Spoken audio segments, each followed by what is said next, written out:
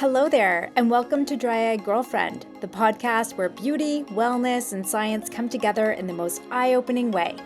I'm Angela, your advocate, wellness enthusiast, and go to girlfriend for all things dry eye.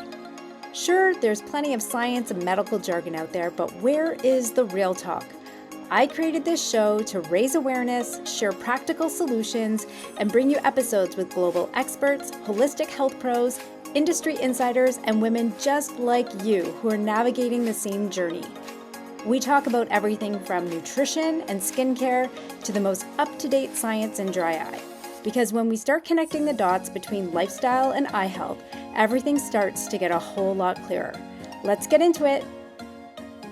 I'm starting with a sip of water. Of course. So today I am thrilled to welcome Dr. Dana Cohen to the show. Dr. Cohen is a renowned integrative and functional medicine physician who has dedicated her career to helping people understand hydration and its powerful role in overall health. She is the author of Quench and Fuel Up, and in her work, Dr. Cohen introduces us to this fascinating concept of structured water and cellular hydration. She makes hydration feel both approachable and transformative with simple everyday strategies. Beyond nutrition, her newest book dives deep into how removing ultra-processed foods and upgrading our nutrition can truly change how we feel and function. I've read both books and I can't wait to explore her wisdom today. I am such a super fan. Dr. Cohen, welcome to the show. Oh, truly my pleasure. Thank you. Absolutely. So, what I was thinking is, I would love to learn more about your story, more about you, and then what got you so interested in hydration specifically. Okay, I'm an internist by training, and I actually finished my residency in 1998. So I've been practicing a long time and solely integrative medicine. I started my career working for Dr. Atkins in 1998, and he changed my life. He taught Mm, me integrative medicine. At that point, I was $200,000 in debt and couldn't turn back and not loving primary care, not loving internal medicine. It was a mill, it was hard. I mean, I so respect those people because we need them, but the system is a little messed up.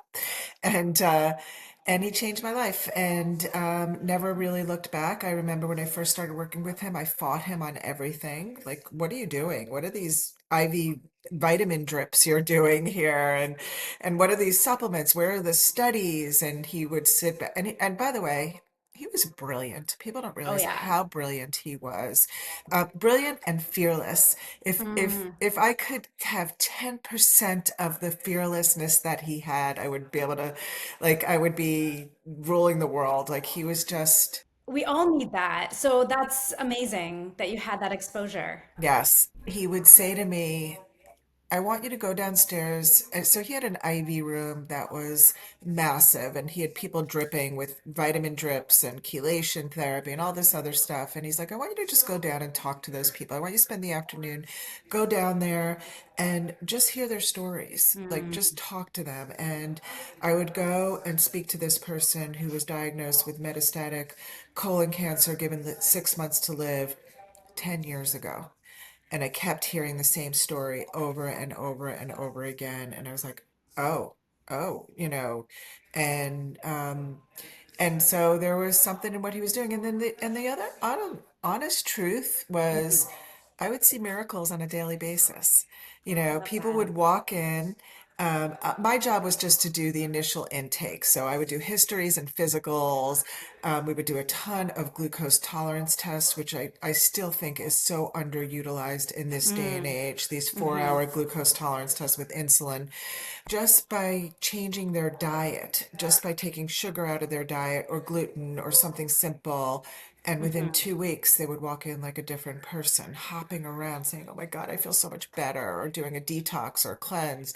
mm, I would see children, I don't treat children, but I would see children who, how do I say this nicely, would walk in and you knew there was something wrong with them. They looked messed up, like, they couldn't yeah. function and they were young, these little kids, and teaching their parents to change their diet.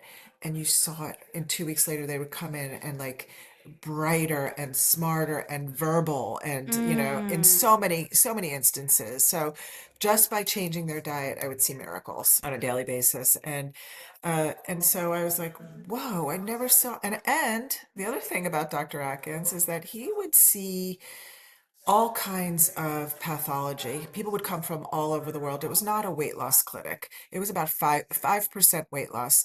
It was a truly integrative functional medicine clinic. People would come from all over the world with, scleroderma or Crest syndrome that I never saw in residency and improve, these people remarkably. So yeah, I finally was like, wow, this is something. And I don't have the kind of story, thank God, where somebody in my family member was diagnosed with something horrendous, and I'm a Hmm. doctor, and I was like, oh my God, I have to change something because the regular medicine. It was my leap of faith of saying, you know what, I'm gonna do something. I'm not happy. By the way, it was an ad that said world-renowned wellness center is seeking a doctor in New York, and I was like, oh, it's a spa. That's what I want to Yeah. do. That sounds really good. Yeah, Yeah, but I was exactly. wrong. It wasn't a spa. It was the Atkins Center. And now you're starting to see this integration of it, right? More and more people are leaning on both West and East type of, the way Yes. that they're combating their health or preventing, right? Yeah, I say this all the time too. Back then, it was a completely different playing field. So, as a Mm, good internist, a patient would come in to see me. I'm doing their initial intake, and I'm like, you know what? I'm going to call your doctor and just get because nobody's great with histories. So, let me get a little more information because I'm not quite sure what you're exactly saying there.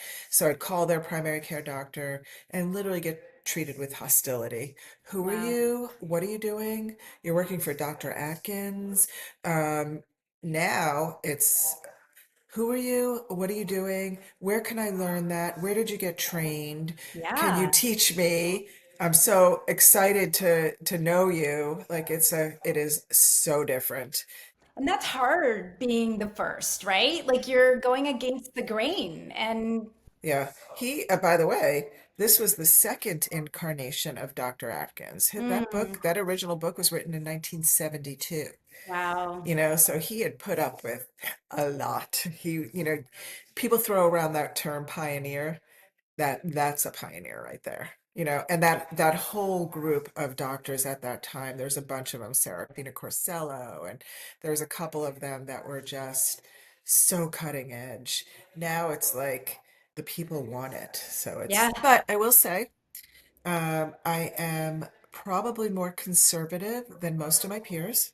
Mm, I truly have my feet in both courts. yep. And, wherever possible, especially in my books, I was very careful to state this is hypothetical, including we'll talk about, Dr. Pollock's work. That's all hypothetical. That's not, proven, but it makes complete sense to me. Hmm. And he is a world-renowned water researcher, but not all water researchers agree. You know, there's certain things that they agree on, that there are these other phases of water, which is Right. really interesting because that was the thing that got me. I was like, what are you talking about? Other phases of water. We have learned since we were kids, water exists as liquid, ice, and vapor, and Yep. that's it. Now we Exactly. know that there's so much more to that. And when I first started writing the book with my co-author Gina Brea, who was the one who turned me on to doing this work, she was the one who taught me about Dr. Pollock's work. I remember saying like, "Oh, water, this the most simplest molecule in the world, Right? H2O." Little did I know. How complex. How Yeah. complex. What did I get myself into? I'm not a researcher. I'm not a water researcher.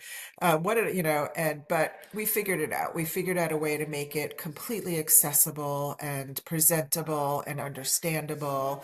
And it turns out that learning how to hydrate is actually very doable and simple and has an unbelievable impact on your health. Yeah, no, that's amazing. And I love that. And I think about like from a simplicity standpoint, but there's so much more involved. In your book, Quench, specifically, I loved how you touched on micro movements in addition to, not just water, but that. And I don't know if a lot of people know that, the fascia is involved with hydration. And so I'm really excited to get into all of those aspects of Yeah, it too, for sure, yeah, for yeah. sure. And like, one of the things that I always hear from, even eye doctors is like, make sure that you're hydrated. If you have dry eye, or we talked about any, condition from a foundation standpoint, um, you're potentially dehydrated. But like, I believe there's so many myths and misconceptions around like, just drink 8 glasses of water, or, drink half your body weight in water. How can people actually, hydrate properly? What does that look like? So, first of all, the 8 glasses of water a day comes from nowhere. Okay. Much like the food pyramid, probably some people, maybe it's traced back to the 40s. Some people got around and said, "This is what we think. Let's just make a number." But there's no scientific evidence. And think about it for a second. How do you justify a, 5'2" sedentary person drinking the same amount of water as a 6'2" muscular athlete? It Exactly. doesn't make sense. No, And it doesn't take into account the food that you're eating, totally. Yeah, Yeah. yeah. Food plays a huge role. And there are people that can drink 1 glass of water a day and eating a really super hydrating diet and doing all the things. They're moving, they're living, they're spending their time outside. They're not in air conditioning. They're not eating a bunch of ultra processed foods. They're not taking any Mm-hmm. medications or all these things that could be dehydrating them, to somebody that needs 8 glasses or more a day. I don't know. Mm-hmm. It's Mm-hmm. so individualized. And we try to teach people, what is your set point? What is it that Mm-hmm. you need to feel adequately hydrated and not get those lulls or those dips in the day? Mm-hmm. And we talk a lot about this subclinical, meaning under the radar dehydration, where you're not overtly dehydrated, where you need to go to the hospital and get IV fluids and you've been Mm-hmm. vomiting all day or something like that. It's this day in, day out, low grade dehydration that affects so many of us that we want to stave off. We want to Yeah, stay yeah. hydrated. We want to stay on top of it. It's the one thing I'm a stickler. Like, Yeah. give me, I believe in the 80-20 rule. Give me 80-20 of a diet that I give to you, or a lifestyle diet that I give to you. And you said eliminate ultra processed foods. We're never going to eliminate ultra processed foods, Yeah. but we can limit them, and we can learn how to read labels and start to make better choices. And any step in that direction is a huge step for your health. All of that matters. And you make a really good point. Like, I'm a popcorn junkie. I know the second I have popcorn, I instantly, like, I would say like an hour later, I feel dehydrated. I feel it. What are the other symptoms that people can recognize as being, low grade dehydrated, but dehydrated nonetheless? Yeah. Okay, so first of all, let's talk about thirst. If you if thirst, and this was mind blowing to me as a doctor, when I read it, I was like, oh my God, I never thought about it. Thirst is an overt sign of dehydration. That's what it is. You're overtly dehydrated. If you're thirsty, you're dehydrated. Way beyond. Yeah. Right. So we want to never be thirsty. We want to stave off that thirst. Um, okay. So overt signs. I love this example. We talk about that afternoon um, slag, Mm, in energy, in brain fog, in fatigue. You're just fatigued. You feel like, and most people are like, oh my goodness, my blood sugar's dropping. I need to eat something. While that may be true, I would think way more often it's you're dehydrated and not hungry. Your blood sugar's not dropping. So if you hydrate better, you will find from earlier on that those afternoon fatigues and brain fogs will go away. right. So fatigue, brain fog, and then the things we all know: headaches, constipation, Yep. dry mouth, dry eyes, dry skin, flaking skin, joint pain, muscle aches, stiffness, like all those things. They could be signs of many other things, but my job in this world is to first say, let's start with hydration because you can't do anything. Your cells can't do anything unless they are properly hydrated. It is the foundation of all homeostasis in our body, which is what our body is constantly striving for. So, always before you start on any diet, any exercise regimen, any supplement regimen, anything, always learn how to hydrate first. And then this is a really big thing, so listen up. The way that you know that you are, other than feeling better and all these symptoms improving, the way that you know that you are properly hydrated is looking at your urine output. We are meant to pee every 2 or 3 hours during our waking hours. So Ooh. that's I mean, it's a big one. imagine, yeah, yeah. I know even talking to girlfriends, they're like, I purposely don't drink because I've got this long drive and I don't want to have to pee, but you are putting yourself at risk of being dehydrated then. And not only that, you're sitting in a car for all these hours, Yeah, like blood yeah. clots All the and like, things. yeah, yeah. So being sedentary, sitting there, squelching delivery of hydration to your periphery. Stop, go pee. You're getting up, you're walking. Like you have to build it in. We have a great example about planes too. Like first Yeah. of all, the driest environment. There's something like so dry. There's no moisture in that air. Zero. I almost Zero. think it's 2%. Yes, it's really, really low. And I always say, like, you know what? If you have to bother the person next to you, you're doing them a favor by making them get up Yeah. to for you to get in front of them to go to the bathroom. Yeah. So, That's where I notice I use my eye drops the most is on a flight, yeah, travel, all of that kind of stuff. So it's definitely drying. What about this concept of like peas should be clear, you know you're getting enough hydration? yeah. What was your feeling on that? So we wrote that in the book 7 years ago. It turns out that it's not as accurate as we thought. Even if the color is that nice straw colored, that color that we want, what you could do is look at your urine in the morning where it's super concentrated because you've been sort of detoxifying all night while you're sleeping and you've been holding on to that pee. The first urine, you can look at that color and you'll see it's darker than most of the urine throughout the day. So that's sort of a little set point that you can look at.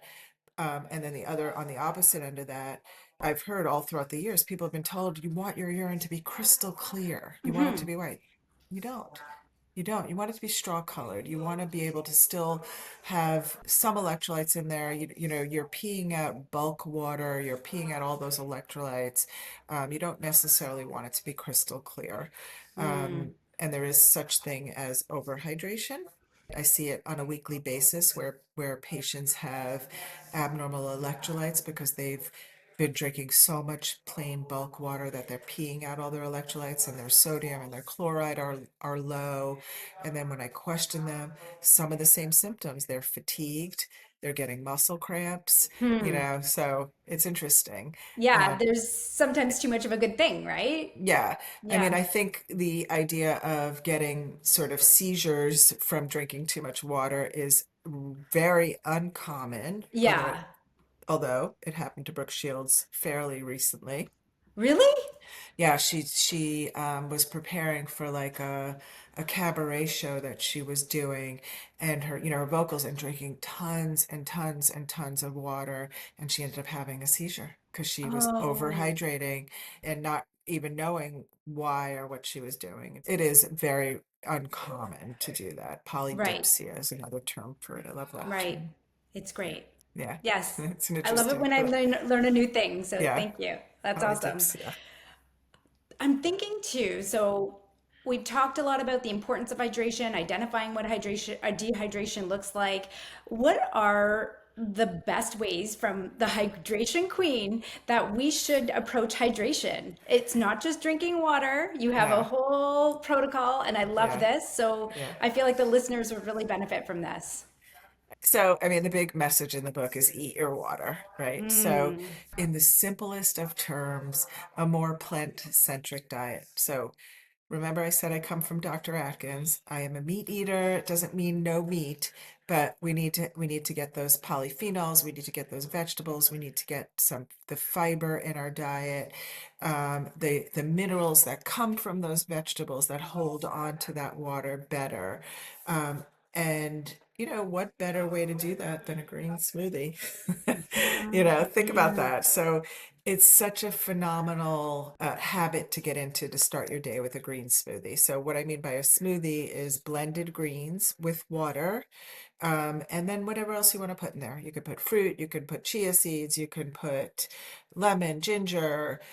There's zillions of recipes online for smoothies. Mhm. You can make it as simple or as ornate as you want it. You could put spices in there. And then in the second book, Fuel Up, we talk about trying to get more than 30 different plants in your diet a week. I love What that. and there's very good research about that. So people who Mhm. do that have better microbiomes, better, healthier microbiomes, more diverse microbiomes. And what better way to do that than with a green smoothie? Like sometimes Totally. you can get 17 things in a smoothie, and that's, more than half of what you're supposed to do for a week. It's actually quite easy to get 30 different plants in a week. And when I say plants, I'm talking things like spices and nuts and seeds and fruits and Mm. vegetables. Yeah, That's great. No, I subscribe to that as well. I've actually been trying to incorporate that. I think I talked about it on another podcast episode, the importance of it. So thank you for yeah, backing that from a 30 different types of plants a week. What I've been doing is, going to the farmers market, especially right now before the season's over, and putting, a variety of like eight, whatever the math is, and then chopping them up and freezing them. So I've got right. this variety ready to go. Throw it in a green smoothie. It comes down to creating these habits around it. And you have a few other things that I know that you recommend specifically around, like, front loading your water in the morning. Yeah, Are there yeah. other things that you would recommend for people, including like green smoothie, front load your water? What does that look like, and Yeah. anything else? Yeah. So it turns out my co-author Gina Bria is a medical anthropologist, and she studied anthropology of desert people, desert cultures. And we maybe or may not know that desert people don't walk around with a water bottle Yeah. all day, and although they do, but it's not the same as what we have. But so they front load their water. So think about this for a second. We've just spent the night, which is where we do most of our, it turns out that's where our brain detoxifies overnight, Hmm. right? Hmm. So we have all this toxic waste that we pee out, poop out, sweat out, Yep. breathe out. And now we have to replenish that. So you want to, first thing in the morning, drink a nice big glass of water. And then bonus points if you want to put a little electrolytes or even, full spectrum salt, real salt, sea salt, pink salt, rock salt. Yep. Yeah, Yep. that has all of those minerals, as opposed to table salt, which is mostly sodium. All the good stuff is taken out. Put also lemon in there for more minerals and flavor, whatever it may be. So front loading your water is that you're soaking your organs, you're replenishing what you just peed out, and just a great habit to get into. You're setting the day right. So that's what I mean by front loading your water. With regard to electrolytes, I'd love to know your opinion on commercial electrolytes versus what you just explained, like a rock Yeah, salt or a sea salt and some lemon yeah, water. yeah. Do people have to go to that extreme of, commercial electrolytes, in your opinion? May Maybe, yeah, Hmm. maybe. I think it's so full disclosure, I'm on the board of one called Cure Hydration. They happen to Okay. be excellent. Oh, good. um, and they follow the World Health Organization of oral replenishment. So it's been tried and true. These are the electrolytes that you need. So for sure, let's say endurance athletes that sweat and long runs, those kind of things, they need to Hmm. use electrolytes. They're going to be sweating out all that stuff. If they were to drink plain bulk water, and they've shown this, like I actually, when I was a kid, I was in college, early in college, I used to volunteer for the Boston Marathon, and people would get to the finish line and have seizures because they were just drinking, plain water. But that's why in those marathons now they have electrolyte solutions at every sort of station, and Yeah, whether or not it's a good electrolyte like Gatorade. Yeah, which has got a ton of crap in it also. It's got these artificial exactly. colors, but at that point it's fine. Like they need sugar, they need Hmm. electrolytes. So that is, a real specific example. Some people, no matter what they do, they can't get hydrated enough. And I think electrolytes are a really easy thing. And it's certainly not going to hurt you. Now, there are some electrolytes that have massive amounts of sodium in them, truly Right. massive amounts of sodium, that may be good for somebody who's maybe POTS syndrome or something like that, that they need a ton of sodium. Most Mm-hmm. people don't. Um, so it's once again, it's super individualized. I think if you've done like a particularly sweaty, long soul cycle session, not a bad idea to replenish with electrolytes afterwards. Yeah, and a lot of people are, doing saunas more like the Swedish style, so it's really important. Hot yoga, really important.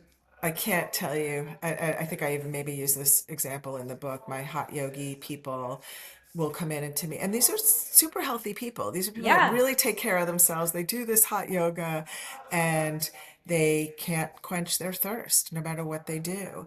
I'm like, Mm-hmm. you need more electrolytes. Start your day with this, and also maybe do one after your hot yoga class, and incorporate more plants into your diet, more fiber and plants, things that are going to hold on to that hydration better. So simple things that can have a huge impact. And what about plants, like structured water? Is it that is so special? Can you dive into that a little bit more too? Once again, theoretical, but yes. Hmm. Thank you. Yes, I love this. yes, it is believed, and it is my belief that, so Dr. Paula's work talks about this fourth phase of water, and basically it's how H2O, the simplest the simplest equation in the world, how those H2O molecules sort of layer upon each other and they become structured, especially like when you like vertex them or work in a thing, then they become a little more structured. They layer upon each other. And it's in that layering that they start to share electrons, because oxygen is a negative and hydrogen a positive, and they start to pull together. And it actually becomes a little bit of a different equation if you add them up, is what Dr. Pollock talks about, and it comes H3O2.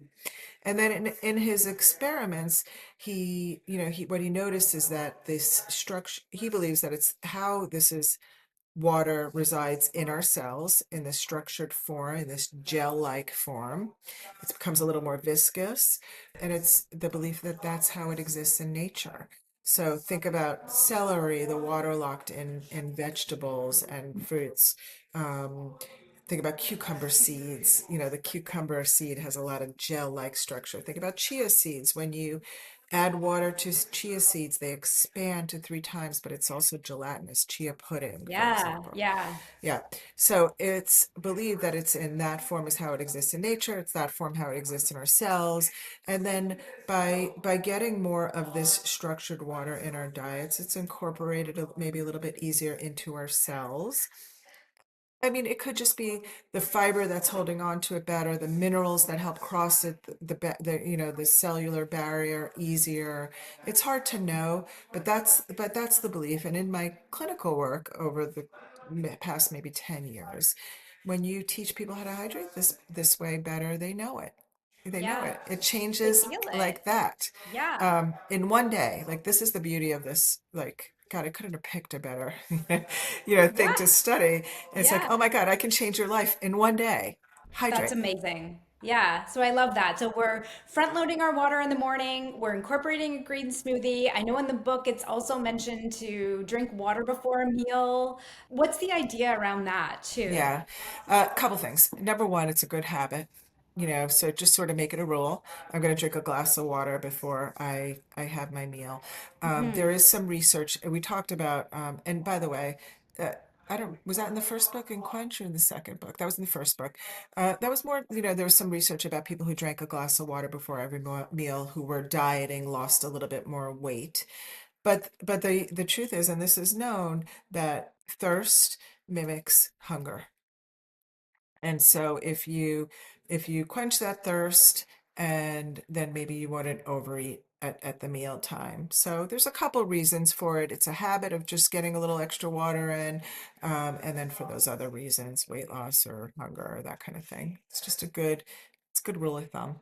I think about that from because as I've gotten older, I've noticed even from a digestion standpoint, if I do water before a meal, I have to incorporate maybe apple cider vinegar or something that's going to help my digestion as well. Because if I'm drinking too much, I'm potentially diluting that. Is there any proof of that, or is this just in my head? Like, this is what I need Yeah, to do? I think that's one of those things that has been touted for a long time. You shouldn't drink during your meals because of digestive enzymes and that kind of thing. I'm not convinced that that's true. I don't think there's any research. What I do think though is that if you're drinking during while you're eating, I think you are making your food go down easier and Lubricating it, right? lubricating it and emptying your Yeah. stomach so you're not feeling full as you would be, if you weren't drinking water, that kind of thing. That's a Yeah, good point. And yeah. then I saw a recent post, and I know my audience is going to be really excited about this, but you had mentioned how coffee isn't as dehydrating as we once thought, and Yeah, tea. So can you expand on yeah, that just for everyone yeah. listening? So when we looked at the research, but anything under 4 cups of coffee a day, I don't know how many milligrams of caffeine that is. Anything under 4 cups is not a diuretic. Mm, So coffee counts as hydration hmm. under 4 cups. And I say this all the time too, though. If I were to drink 4 cups of coffee a day, I'd be off the wall. Caffeine is a Yeah, drug, from an yeah, adrenal standpoint. So be a little cognizant and careful yeah, of that. yeah. Keep it, also can affect your sleep, blah, blah, blah. Hmm. But from a hydration standpoint, coffee counts. And I think that Hmm. there's also something to be said about getting good, clean coffee that can be healthy. There's very good, rich polyphenols in that coffee that has benefit. Yeah, that's a good point too around like where you're sourcing your coffee and the type of coffee. I've gone down a rabbit hole of like mold in coffee and all of that kind of stuff. So, I think there's something to it. I definitely think yeah. there's something to it. Yeah. Yeah. So So, what would you recommend if you've done any research around this, like a good coffee brand or just something yeah. to be mindful of when you are purchasing coffee? Because I think that would be helpful. I mean, the three that come off the top of my head is like Ben Greenfield has a brand called I'm forgetting the name of his coffee, but Kion. I think it's called Kion Coffee or something like that. Okay. Uh, Bulletproof Coffee is Yep. Dave Asprey. um, and then Purity Coffee is my new favorite. They make a really beautiful mold-free coffee that's, um, sourced well, tastes really good. They have a couple different things, and they're doing a huge push, especially to us. Like they're at every conference I go to, giving us all coffee, and it's delicious. And yeah, I yeah, know coffee is one of those things. It's just a beautiful ritual. I love it. It connects us. It also, just like I think reduces my parasympathetic, even though it is a drug.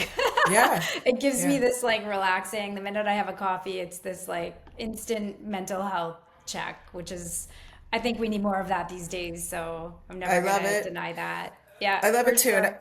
and I could say I think with pretty good confidence too, though. Before you have your first cup of coffee, have a glass of water, though. It's So a I do great think, rule. I yeah, know what I've started to incorporate is I go for a walk in the morning with my dog. I do that combination of like a little bit of Himalayan salt with lemon water and finish that. Then when I come back from the walk, I have my cup of coffee. And it just perfect. seems to be working really nicely for myself. For so And many reasons. Gosh, you're getting sunlight in the morning, you're getting movement, you're doing your water. Like, mm, what a great, mm. perfect ritual. I love it. Yeah, yeah, yeah. And I think like that's kind of what I was going to end on in a sense is like if, anyone listening could start a practice tomorrow, because you can fix them by tomorrow, which I love. What would be that one thing or multiple things that you would say incorporate and, keep Okay. listening to your Okay. body, all that good stuff? All right. Well, we mentioned almost all of them, so let's just go through the list. Sure. Start your day with a big glass of water. If you want to put a little salt in there, a little lemon squeeze, you can. Either way, a big glass of water, start your day. Also, start your day with movement. So before your feet even hit the floor, you want to move all of your joints from your toes to your head. You want to twist, you want to turn, you want to move your joints in ways that we're not using or used to moving them, because we do lose movement as we get older. So, and you want to try to practice that throughout the day. The movement is, we mentioned micro movements, but we didn't really talk about it. They're made up movements. Like, Yeah. a micro movement is, this can be a micro movement. I'm Okay. basically, for those of you who are just listening, I'm taking my hand and making a fist. That's a Yeah. micro movement. Blinking your eyes really hard is a micro movement. You That's a know, big thing in this audience. Blink your Totally, eyes. Yep. totally. It's so weird. I never use that one. Bending, twisting, turning. So drink your water, move your body, a green smoothie a day. And this is a big ask for a lot of people, but a phenomenal, phenomenal habit to get into. A more plant-centric diet. So looking at your plate, always having more plants on your plate, using spices, nuts and seeds are plants, by the way, so all those kind of things, whatever it's going to be to get you to your set point that you are feeling good, peeing every 2 or 3 hours while you're Yep. awake, and not being thirsty, is what you need to be doing and continue that and stay on top of it every day I too. think That's, that's amazing. I think all of those things, at least doing one of those will make a world of difference and then just keep stacking, yeah, Like there's simple things to include. It's yeah. not like you're asking people to completely change their life. And I think that the benefit outweighs the, nuisance Yeah. of starting this habit. One more thing I Yeah. just want to say, Yeah. speaking of that, starting to look at labels. If you don't understand Mm. half the stuff on the label, you need to consider a different choice. So let me think of a good example. Maybe that frozen burrito. I don't know. Yeah. It's just what Yeah. came to my mind. So look at the ingredients on that frozen burrito that you're going to buy, and consider buying, or making your own tortillas, and putting whatever you want in it and making your own burritos. Yeah, it's a few extra steps, but it's limiting those ultra processed foods, because what makes something ultra processed is it has a longer shelf life, more stable shelf life. It tastes better, which is not true, by the way, because I think once you start to learn how to eat real food, there's no comparison. Yeah. You You wake know. up your taste buds and they just get used to that. They want more of that whole food diet. Completely, completely. And Mm-hmm. that's what really Fuel Up is really about. Very, Mm-hmm. very practical book on how to start to limit ultra processed foods in your diet. There is no diet, there is no deprivation, there is no judgment, and Yeah. teaching people how to stop judging themselves. Yeah. And I loved at the beginning when you said, it's not about eliminating ultra processed foods. It's about, limiting them. I Limiting. mean, we're Yeah. going to have. I'm gonna have birthday cake Of every so course. often. Of course. Yeah. And I think that that's a healthy way to approach food, right? Yeah. But if you're doing that 80/20, where 80% of the time you're really subscribing to this idea of plant-based foods to start as like the, hero of your plate, you're Yeah. really doing your body something good. And I think that we keep hearing it over and over again, and I think that the message is clear that increase your plants from a hydration standpoint, from a microbiome standpoint. Overall, you just feel better. I notice my skin feels better, my eyes feel better when I'm subscribing to this type of lifestyle. So there's Yeah. proof in that, right? For sure.